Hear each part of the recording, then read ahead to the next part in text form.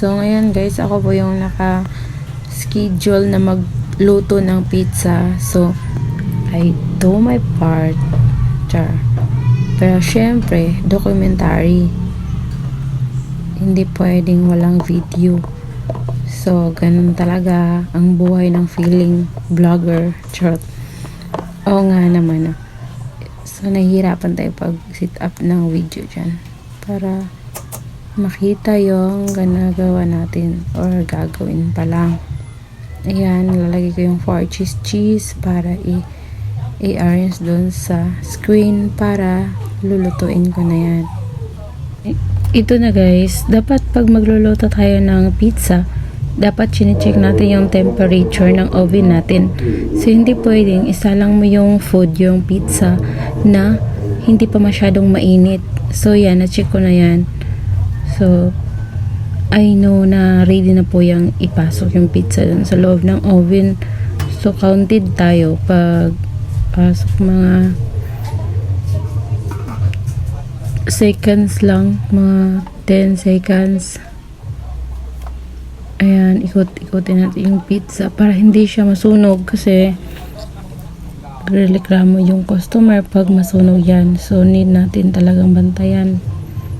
So, ganyan lang naman kasimple pag nagluluto tayo ng pizza. Dapat check temperature. So, ito yung pinaka, guys, di man siya, hindi ko maipapakita kung ano nangyayari ng pizza dun sa loob ng oven kasi wala akong taga-video, diba? So, lalagay ko lang yan, dyan yung camera ko para makita din ninyo yung basic lang. Ayan, kasi walang taga-video. So, yun guys, naan natin yung apoy kasi yung crunch na lulutuin, yung sa ilalim ba, yung sa ilalim na naman yung lulutuin natin. So, need siya seconds lang kasi masyadong mainit yung oven. Dapat mabilis yung kamay. At saka, okay lang naman, kaya naman yan. Diba, ganyan naman talaga. Lahat ng trabaho dapat nating matutunan.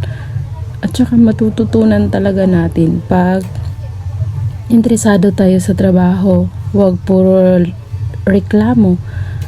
Kasi, lahat ng bagay pwede nating matutunan kapag interesado tayo. So, yun yung 4 cheese guys. So, ayan, ready na po yan.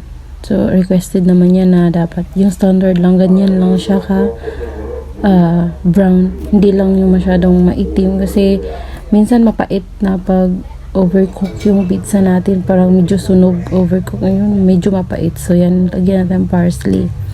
Yun po yung 4 cheese. Yun, lalagay na sa box. Tapos, may ibang order na naman. So, may isang set pa akong lulutuin dyan.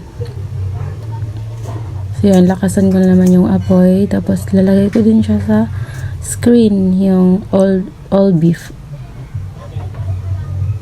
Ay, hindi. Ano yan? Meat lovers pala. Sorry, guys.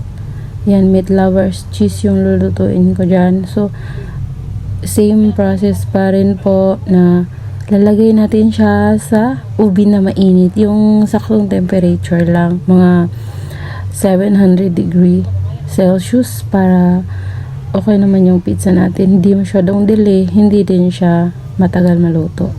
At saka, hindi din siya masusunog.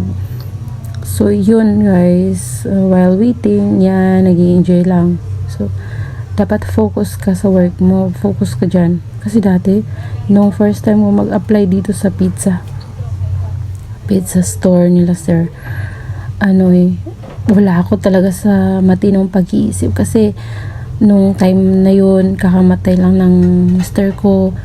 Parang wala ako sa focus. Lagi nasisira yung ginagawa kong pizza. Pero, sa mga panahon yun guys, nagtiyaga talaga sa akin yung mga amo ko.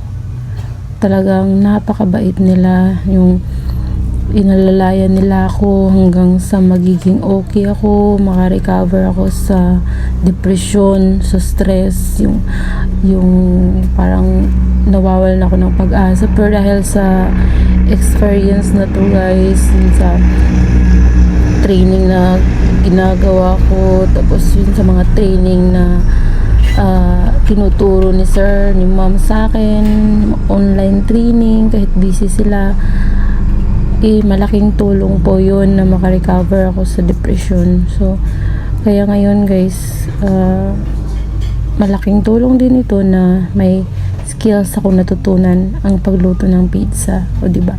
Tsaka thank you din po talaga sa mga employer ko na handa po silang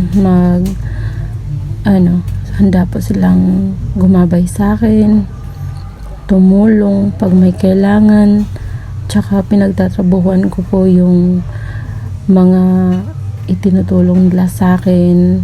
Hindi po ako nagtitik advantage sa kabaitan ng mga amo ko, tsaka hindi po ako naging sip-sip sa kanila, kasi wala pa akong makukuha dun sa pagiging sip-sip.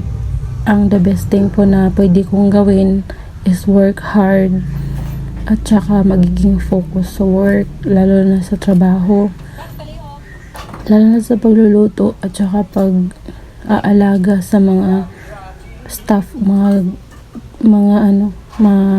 things, kagamitan, o mga ingredients, mga gagamitin para sa aming product nila sir na pizza. Sa foods, dapat good quality, good standard, hindi pwedeng basta-basta mo na lang yan isa-serve, hindi mo chine-check. So diba? So thank you po kasi nakikinig kayo. So ayun, magbi-video tayo kasama natin na cook na puro bawal magsasali sa video. So yan, nanakawin natin yung video na kasama siya. Hindi siya makareact dyan kasi nagpipizza maker siya dyan eh. Bye! Thanks for watching. Please subscribe and follow my page and my YouTube channel, Michelle Talks and Vlog. Thank you guys. Love you all.